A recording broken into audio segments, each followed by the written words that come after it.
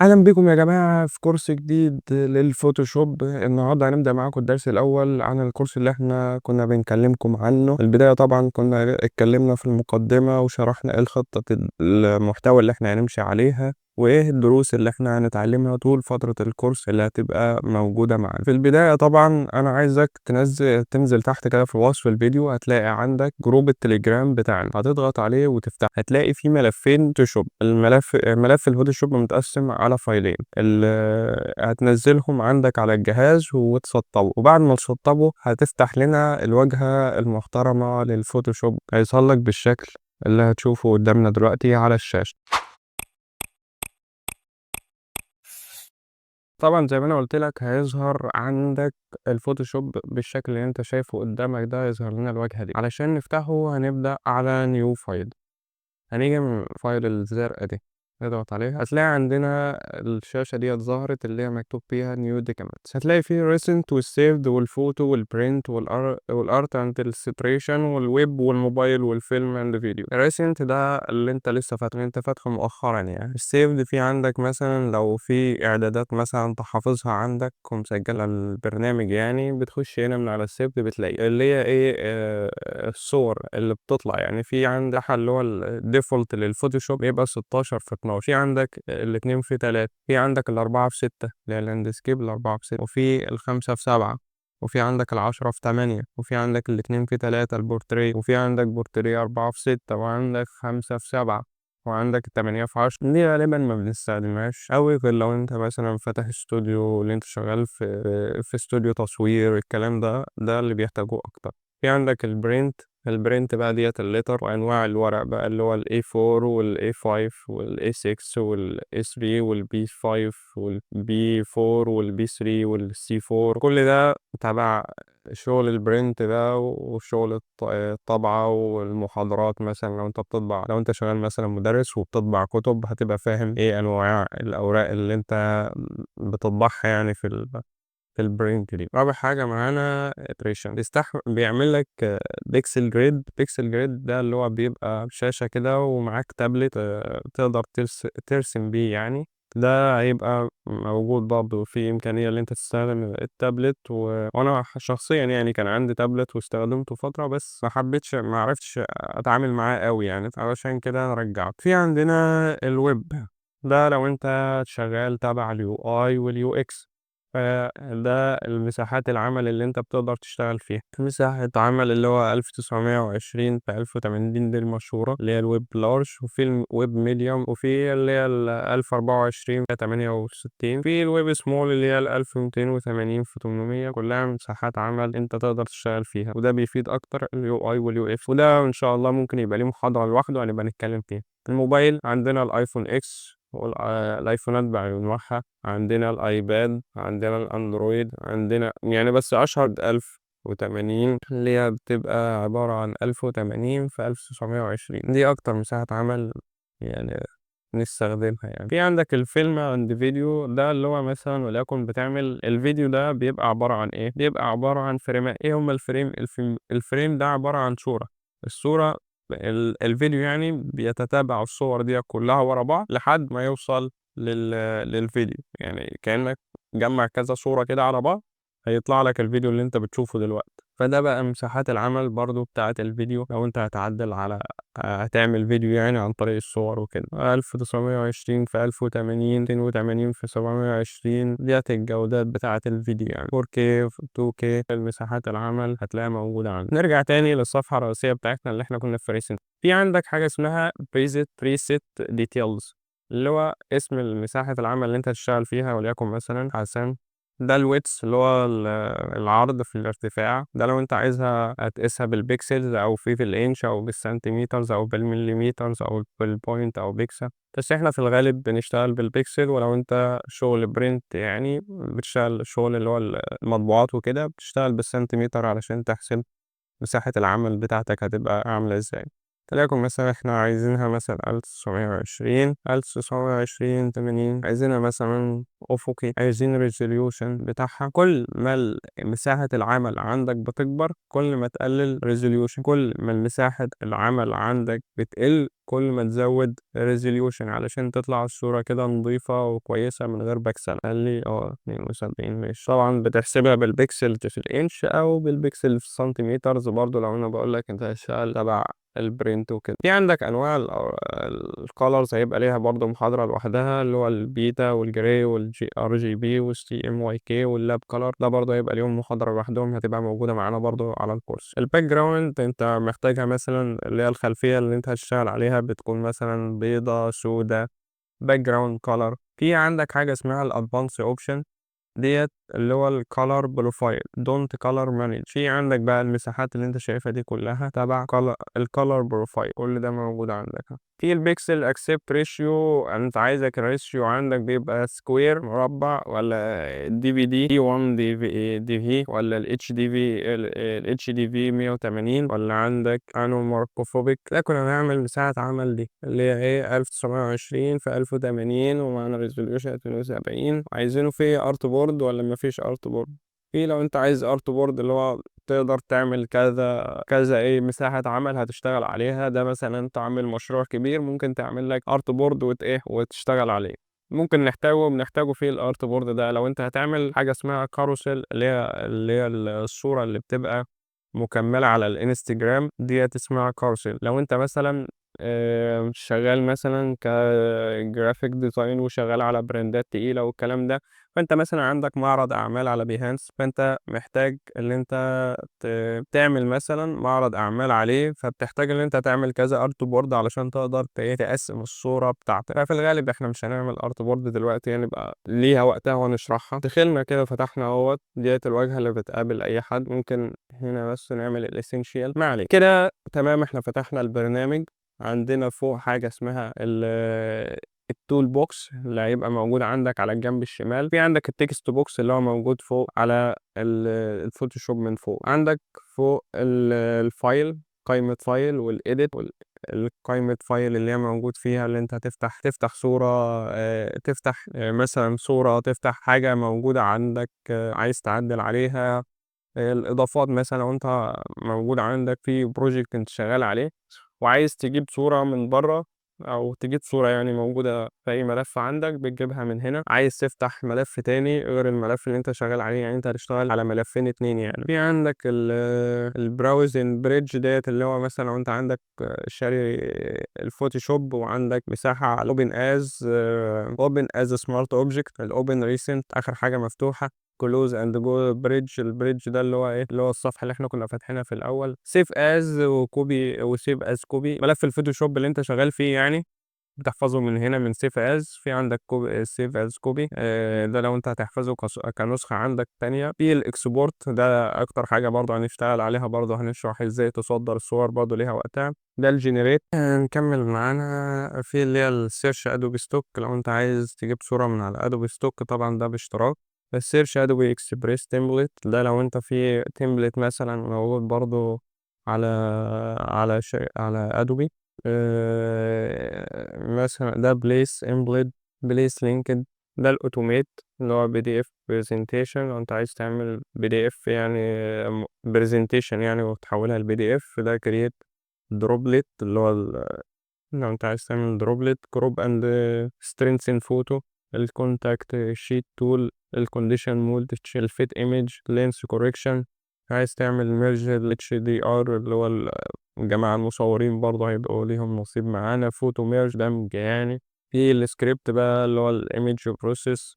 وفي عندك اللي هو الديليت اول امبيتي لاير اللي هو الصفحات مثلا انت شغال على بروجكت كبير وفي صفحات كتير فاضية يعني تاهت في النص، فانت ممكن تعمل ديليت اول بتيريرز. ممكن تعمل فلاتن للاولز اللي هي على الفيكت يعني، او ممكن تعمل فلاتن للماسك اللي انت عامله للصور يعني. وفي لود فايل انتو ستاك.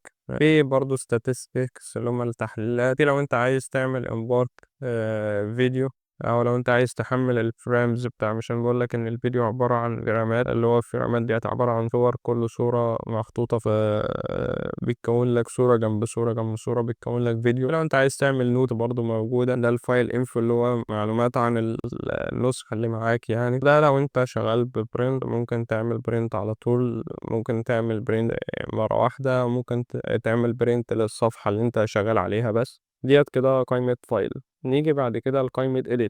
edit فيها الundo اللي هو مثلًا control Z اللي هو مثلًا تعمل حاجة يعني على يعني أنت شغال دلوقتي على project وعملت حاجة وعايز ترجع لها، يعني عايز ترجع عن اللي أنت عملته ده، بتعمل undo. في redo اللي هو تكرر الحاجة اللي أنت عملتها مرة تانية علشان تسهّل العملية. في toggle less لو أنت عايز تعمل toggle يعني. في الfade، في الcut والcopy. في الcopy merge اللي هو عايز تعمل نسخ مع دمج. في الpaste لصق يعني. في الpaste special. الbest special اللي هو مثلًا عايز تعمل best في نفس المكان، اللي هو يعني مثلًا وليكن أنت خدت جزء مثلًا من صورة معينة وعايز تحطه على صورة معينة في مكان في نفس المكان يعني. تعمل best لنفس in a place يعني اللي هو في نفس المكان بتاعها يعني. في الbest الbest without formatting. في الbest in place. في الbest into best outside لو أنت عايز تعمل clear للlayer. في لو أنت عايز تعمل search عن حاجة مثلًا معينة. عذرًا. لو أنت عايز تعمل search يعني عن حاجة موجودة عندك على في الlayer دي يعني. لو أنت عايز تعمل check spelling. لو أنت عايز تعمل find and replace text. في اللي هي الfill اللي هو عايز تملى يعني اللي هو نفس حكاية في الfill. في الstroke لو أنت عايز تضيف stroke. في connect aware fill ده لو أنت عايز تعمل اللي هو يعني تزوّد مثلًا وليكن مثلًا عندك صورة وعايز مثلًا توسّعها أو عايز مثلًا الصورة اللي ورا تاخد من نفس درجات الألوان الصورة اللي قدّام. هنشرحه وكل ده هييجي شرح. الgenerative fill ده اللي هو طبعًا اللي هو بالنسخة المدفوعة من شركة Adobe. الconnect aware scale أهي، ده اللي أنت عايز تعمل اللي أنا باقول لك عليه اللي هو تعمل صورة عايز تعمل صورة من نفس الإيه، يعني تكبّر صورة وعايز تدّيها نفس الscale يعني مع ثبات نفس المحتوى. الBobbit trap اللي هو لو أنت عايز تعمل يعني تحرُّك لو أنت عايز تعمل wrap اللي هو تمُط يعني وتحرّك الصورة. في الperspective wrap برضه لو أنت عايز تعمل perspective wrap اللي هو تحريك بشكل عرضي يعني. free transform ده اللي هو لو أنت عايز تعمل تحكُّم كامل في الشكل يعني. في اللي هو transform لو أنت عايز تعمل تحرُّك بطريقة معيّنة في الشكل. auto align layer لو أنت عايز تعمل له align auto اللي هو ييجي لك في نُص الصفحة بالضبط. في الauto blend برضه اللي هو لو أنت عايز تعمل blend أوتوماتيكي. في الsky replacement لو أنت عايز تعمل تتحكم في الsky يعني اللي هو مثلًا إحنا الصبح عايز تخلّيها بالليل، إحنا بالليل عايز تخلّيها الصبح. تتحكم في درجة الحرارة، الtemperature، تتحكم في كذا حاجة اللي هو الshift edge والfade والscale. هنيجي شرح الموضوع ده يطول ده الdefine brush preset. ده برضه هتلاقي فيه عندك برضه في الshorts اللي أنا عاملها برضه هتلاقيني مستخدم الdefine brush preset ده لو أنت عندك صورة مثلًا وعايز تعملها brush أو عندك صورة وعايز تعملها pattern برضه ما فيش مشكلة. في البروش اللي هو الclipboard والhistories والall ده حاجة تبع الفيديو. في الAdobe PDF preset ديّة إعدادات الPDF بتاع Adobe. في الpresets اللي هي الpresets اللي أنت شغال عليها يعني عايز preset merged، عايز preset export and import. وفي مثلًا كذا حاجة أنت شغال عليها وعايز تعمل لها import عندك، أو برضه كذا صورة مثلًا شغال عليها وعايز تعمل لها export للإيه، للجهاز عندك يعني. في عندك الremote connection ده برضه أهو. ده الconnection يعني لو أنت عايز الconnection اللي أنت متصل بيه يعني بيجيب لك طبعًا اللي هو اسمك والaddress الIP address بتاعك. برضه الشغل ما لناش دعوة بيه. في الcolor setting لو أنت عايز تعمل تحكُّم في الألوان يعني اللي هي ظاهرة عندك اللي أنا باقول لك عليها اللي إحنا هنيجي لها برضه بعدين اللي هي الألوان اللي هي الRGB والCMYK والكلام ده. إمم. في الassign profile وأنت عايز تحدد النسخة اللي أنت شغال عليها يعني في الألوان، ده شغل برضو تبع الطباعة. في convert to profile برضو شغل تبع الطباعة. في الكيبورد شورتس ديت بقى اللي هي حاجة الجميلة يعني. هنا بقى في شفت شريط المهام اللي عندك فوق، اللي موجود فوق على اللي هو الفايل والايديت والايمج واللاير والتايب والكلام ده، هتلاقي في عندك موجود برضو تحت بالاختصارات بتاعته. كل الاختصارات هتلاقيها موجودة تبع كل قائمة. في حاجات مثلا وليكن مثلا شغال على ده، حاجة ديت مهمة جدا جدا جدا. أنا كده كده أصلا هعمل لك فايل محترم كده PDF محترم، هسيب لك فيه كل الاختصارات اللي موجودة في الفوتوشوب. ده برضه هبقى احطه لك في من ضمن الحاجات اللي انا هحطها لك في الملحات بتاعة الايه، التليجرام. جروب التليجرام اللي هيبقى موجود عندنا ان شاء الله هتلاقيه برضه تحت موجود في الوصف بتاع الفيديو ده. نيجي طبعا للمنيو. هي المنيو اللي عندك اللي هي شريط المهام. في عندك التول بار اللي هو الادوات اللي موجودة عندك هنا، كل الادوات اللي موجودة عندك.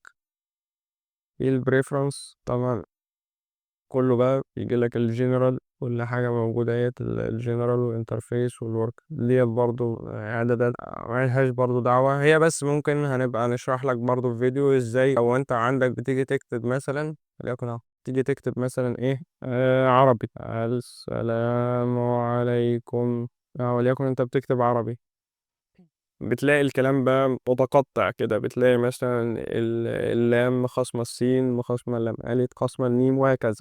الكلام ده هنشرح برضو ازاي تعملها برضو الطريقة اللي هشرح لك برضو في فيديو منفصل لو قابلتك المشكلة ديت ازاي تحلها. تالت حاجة بقى اللي هي الايمج وديت اللي موجودة عندنا. تالت قايمة يعني من شريط القوائم اللي فوق. في عندنا المود اللي هو تبع برضو الألوان وال3 بت، ال8 بت وال16 بت وال32 بت. في عندك الادجستمنت اللي هي موجودة هنا، وهتلاقيها برضو موجودة تحت في الافكس. في عندك كلمة اسمها FX هي برضو موجودة عندك. في الاوتو تون لو انت عايز تعمل تون كامل اوتو من البرنامج لوحده. في الاوتو كونتراست اللي هو بيعمل لك اوتو كونتراست للصورة من الفوتوشوب نفسه. في عندك الاوتو كولر اللي هو مثلا ممكن يلون لك بالاوتو لوحده يعني. عذرا.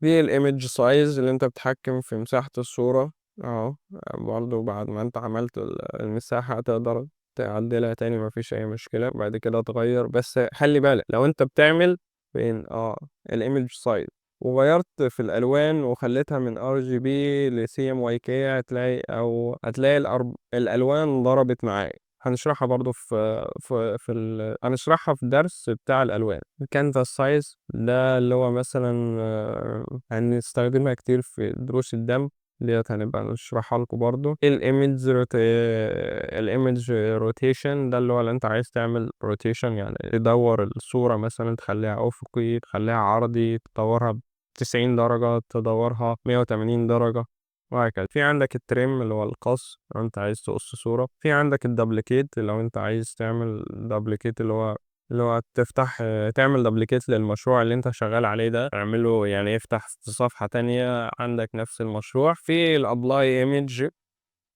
نظرا يجيب لك طبعا السورس اسمه ايه، ويجيب لك اللاير باك جراوند اسمها ايه، اللاير اسمها ايه، والشانل اللي هو الالوان بتاعتك. الالوان بتاعتك يعني RGB ولا CMYK ولا الكلام ده كله. وفي طبعا عندك البليندنج اوبشن والاوبيسيتي، ده كله خاص بالايمج اللي انت شغال عليه. في الفاريبلز اللي هي المتغيرات مش موجودة عندنا، هتشتغل لما يبقى في مشروع انت شغال عليه. في الابلاي داتا سيت، ده لو انت عايز تعمل تظبط اعدادات الداتا عندك. في الاناليسيز اللي هو السيت ميجر بور سكيل، لو انت عايز تعمل مقاييس محددة للسكيل عندك. في الداتا بوينت هنعملها في كاستم، ده خاصة بإعدادات برضو بإعدادات البرنامج. في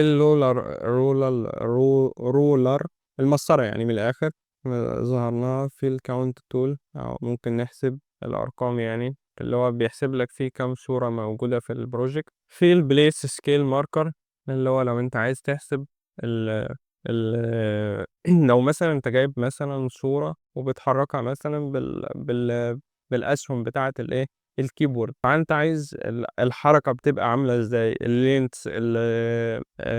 الlens بتاعها طولها قد إيه، بتبقى 1 بيكسل في 1 بيكسل، يبقى مثلًا 2 بيكسل في 1 بيكسل، وهكذا. اللي هو أنت بتحدد الحركة بتاعة الصور اللي عندك. بتختار برضه نوع اللغة اللي أنت برضه هتشتغل عليها، وبرضه حجم. ممكن نكبّر. نيجي للحاجة التالتة عندنا اللي هي قايمة نيجي للحاجة التالتة عندنا اللي هي قايمة الlayer. في عندنا اللي هو new layer لو أنت عايز تعمل new layer جديدة، عايز تعمل layer from background، عايز تعملها من background، عايز تعمل group. الartboard ده لو أنت شغال على الartboard اللي هو نظام اللي هو ماسك تابلت وقاعد ترسم عليه. artboard from عايز تحوّل من الartboard الreal لlayers، عايز تحوّل من الlayer لartboard وهكذا. copy CSS ده لو أنت شغال مثلًا في البرمجة وعايز ال ال البرن وأنت عايز تحفظ الصور أو الproject اللي أنت شغال عليه ده عايز تحفظه CSS، في عايز تحفظه كCVG برضه موجود، في لو أنت عايز تعمل duplicate للlayer ديّة أهو، بتعمل لها duplicate اللي هو بتعمل لها نسخة تانية أهو. في مثلًا لو أنت عندك عايز تدلت الlayer ديّة تدلتها هي ما فيش مشكلة. في لو أنت عايز تعمل rename تسميها اللي هو الاسم اللي موجود هنا ده اللي هو اسمه background. في لو أنت عايز تعمل layer style اللي هو style معين للlayer دي، اللي هو عايز تعمل فيها blending option. الكلام ده كله برضه هنيجي له بعدين. الsmart filter برضه هنيجي لها بعدين، حوار الفلاتر ده. في new fill layer عندك اللي هو لو أنت عايز تعمل layer جديدة وفيها لون مثلًا معين أو gradient أو pattern. برضه new adjustment layer ده اللي هو لو أنت عايز تعمل برضه تلعب في الإعدادات بتاعة الlayer بقى، سواء الbrightness and contrast في الlevels الcurves الexposure. ده كله برضه إيه متاح معاك. في برضه لو أنت عايز تعمل layer contact option، لو أنت عايز تعمل تواصل يعني، زي نوع برضه من الmanipulation أو نوع من الدمج يعني. في الlayer mask لو أنت عايز تعمل mask للlayer. في عندك الvector mask برضه لو أنت عايز تعمل mask الmask ده برضه هيبقى ليه كورس، يعني هيبقى ليه درس لوحده إن شاء الله. create clip mask في الماسك والobject صورة مثلًا أو الlayers عايز تحولها لsmart object علشان لمّا تيجي مثلًا تبقى عندك صورة وتيجي تحطها عندك على الproject ويبقى عندك الصورة ديّة عايز تصغّرها، وبعد كده لأ، لمّا عرضت مثلًا على العميل أو لمّا جيت راجعت نفسك تاني قُلت لأ الصورة ديّة محتاجة تكبر، فلمّا تيجي تصغّر وتكبر والصورة لسه بصيغة layer يعني، بتلاقي إن الصورة بكسلت معاه. أمّا أهمية الsmart object اللي أنت ممكن تحافظ على الصورة وعلى حجم الصورة مهما صغّرتها أو كبّرتها، لسه الresolution بتاعها بيفضل زي ما هو. الvideo layers اللي هو مثلًا عايز تعمل زي ما أنا قُلت لك اللي هو تعمل كذا layer والlayer تحوّلهم لفيديو، تخلّي اللي هو الlayers ديّة photo وتخلّيها صور وتحوّلها لفريمات والفريمات تبقى فيديو. الإيريزرز في new layer based slice عايز تقيس الlayers. في group layers لو أنت عايز تعمل group للlayers اللي هو كان عندك كذا layer وعايز تحطهم في group. في الungroup layers اللي هو عايز تلغي الجروب اللي أنت عملته. في الhide layers اللي هو لو أنت عايز تخفي صفحة يعني. الarrange عايز ترتبهم مثلًا بطريقة معينة.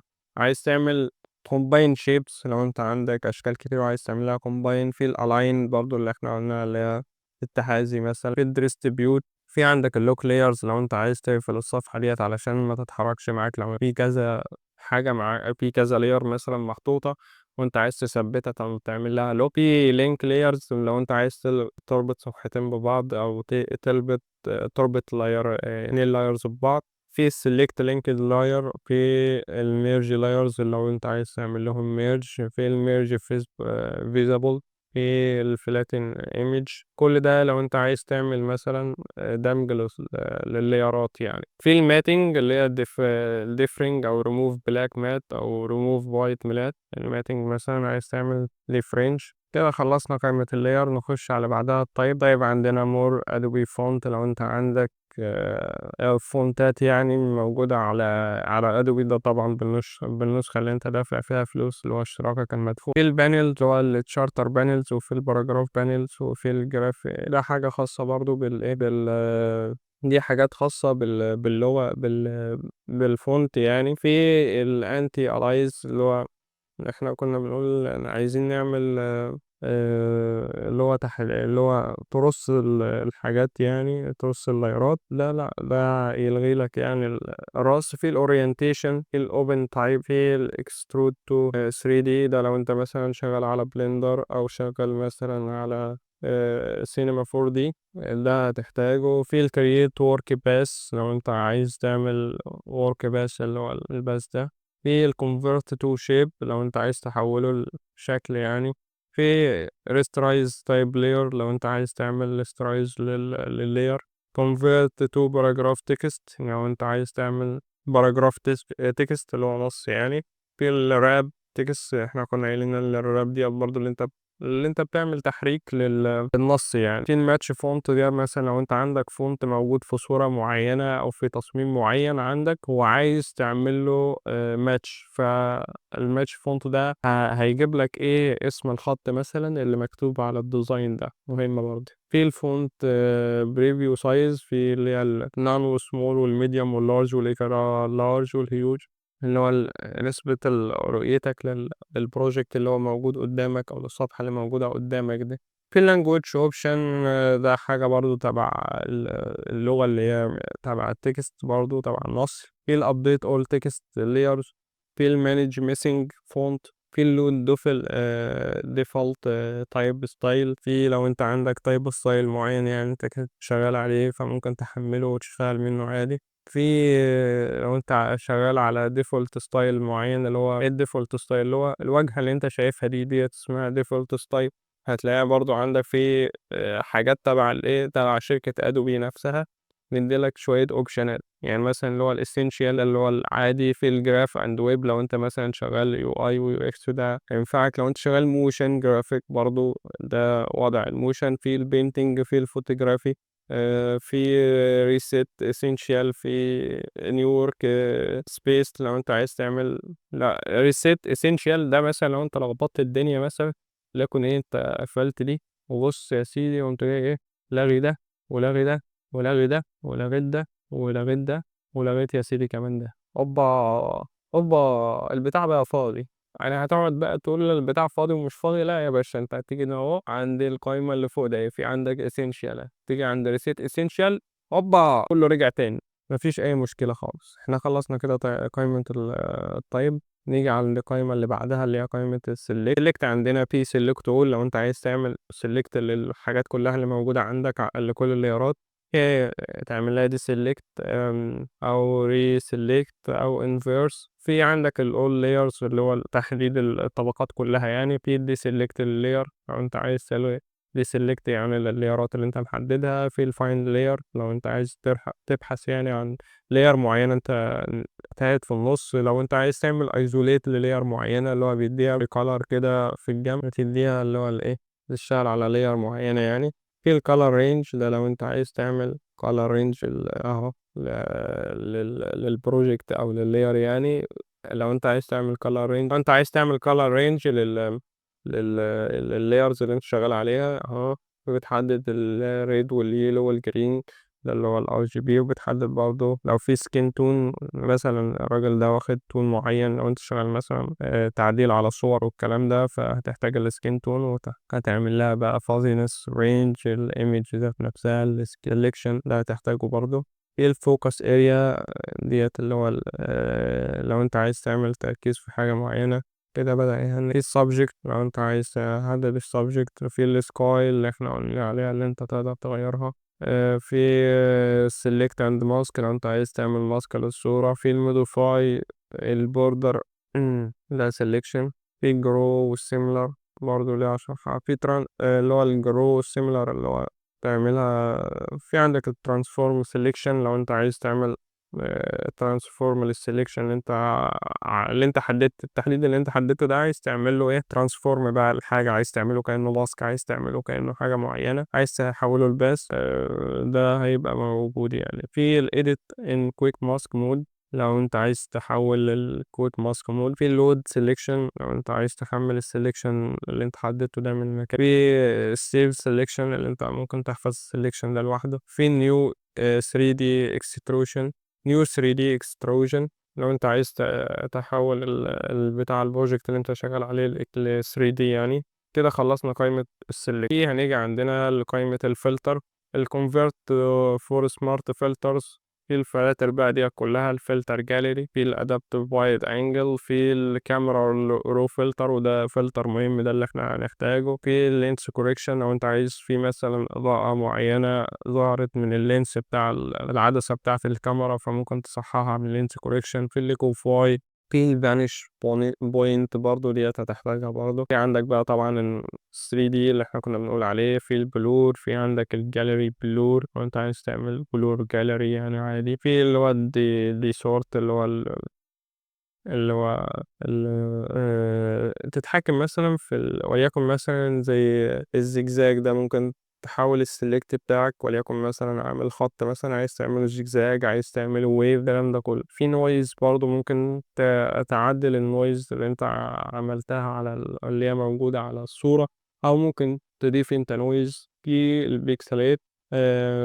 في اللي هي اللي انت تعدل البكسلة بتاع الصورة. في الريندر لو انت عايز تعمل بيكتشر فريم اللي هو انت عايز تعمل فريم للصورة يعني.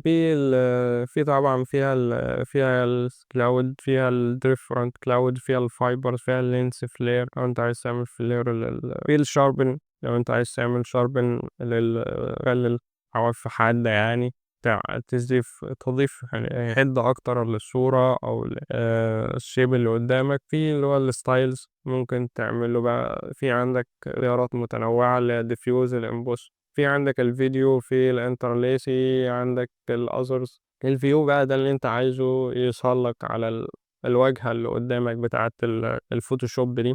في عندك البلوجن بانل. في الويندوز برضو ديت الحاجات اللي انت بتحتاجها برضو تظهر يعني. مثلا وليكن مثلا عايز يظهر لي 3D اوبشن، او عايز مثلا يظهر لي مثلا adjustment يظهر لك هنا، وهكذا. اللي انا محتاجه هضيفه عندي في الويندوز ده هيظهر لي كل ده موجود. في الهيلب بقى، الفوتوشوب هيلب.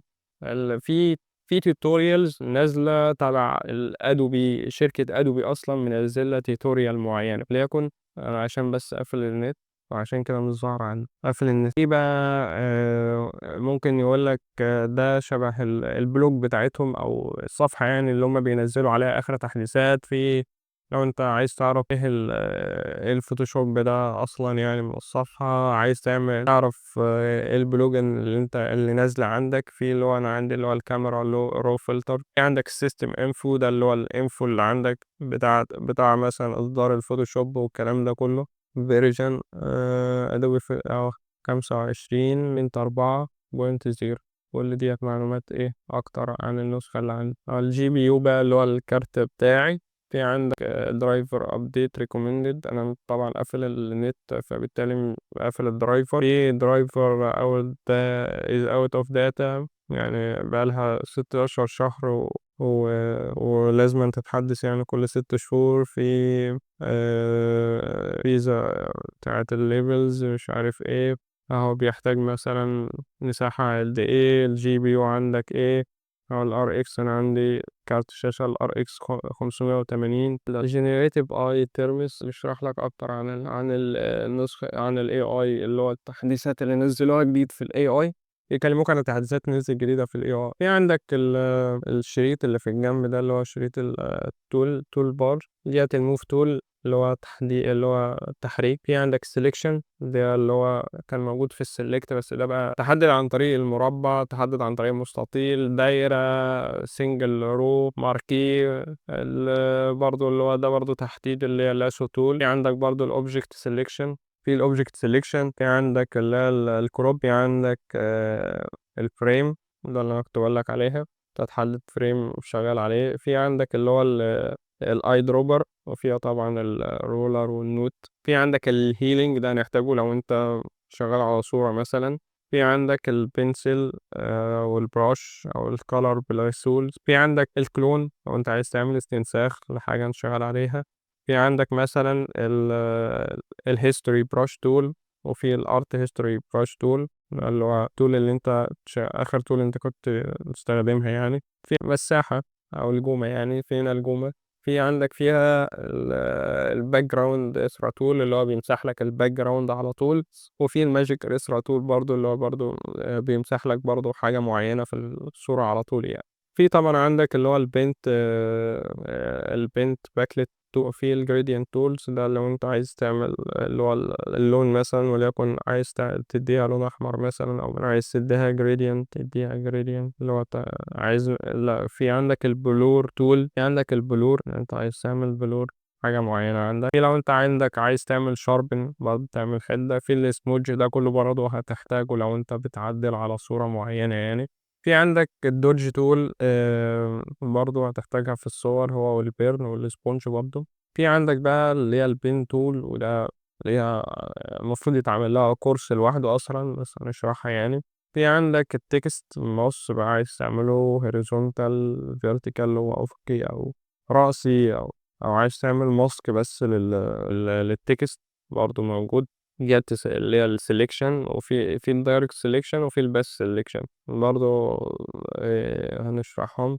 في عندك اللي هو بقى الشيبس اللي هو المربع والدايرة والمثلث والخط والنجمة والكلام ده. في الهاند، في روتيت فيو تول لو انت عايز تعمل روتيت. بص، عايز تعمل روتيت للايه، تلف يعني عندك يمين شمال او تعدل البوصلة بتاعتك. في عندك بقى التكبير والتصغير اهو، عايز تكبر عايز تصغر اضغط ألس واضغط. في عندك طبعا اللي هو الايه ديت الكولرز اللي انت شغال عليها، مثلا عايز تاخد كولر في اي لون حدد لونين. في الماسك لو انت عايز تاخد مساحة عمل كاملة. في لو انت عايز ترجعها تانية اللي فول سكرين. في الستاندر سكرين، وفي الفول سكرين، وفي الفول مول سكرين، ده لو انت شغال يعني على بروجكت ومش عايز تعمل تشتت ليك يعني. وفي عندك بقى اللي في الجنب ده اللي احنا ايه قلنا عليه، موجود فين في الويندوز. اي حاجة انت بتعلم عليها في الويندوز بتوصل لك هنا.